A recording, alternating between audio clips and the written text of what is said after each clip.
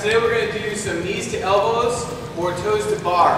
It's a very similar movement and it's an abdominal exercise. So what you're going to need is your pull-up bar, and the way this works is just as it sounds. You're going to hang full extension and you're going to try and bring your knees to touch your elbows. So that's a knees to elbows.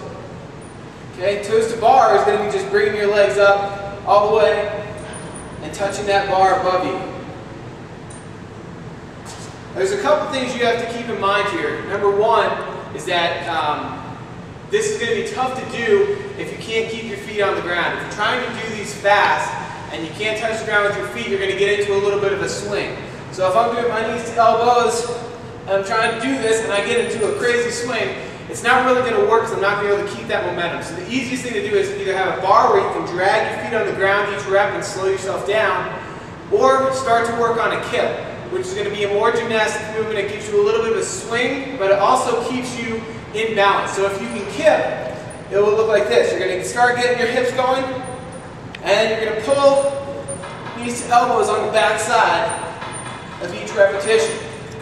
So if you haven't gotten the kip yet, or you haven't seen the video for the kip, you'll have to check that out. Otherwise, just find a bar that's going to have your feet dragging on the ground every time you touch. If you can't have a bar that you can hang from, we can also do what's called a leg raise, and we'll talk about that in just a second. So if you don't have a pull-up bar or access to a bar, or you're not sure you can hang and lift your legs as high as possible, you can use either a pole, or if you're at home, you can use a door. Anything that you can just hold onto with your arms and use your legs to raise and touch the bar behind you. So here's an example.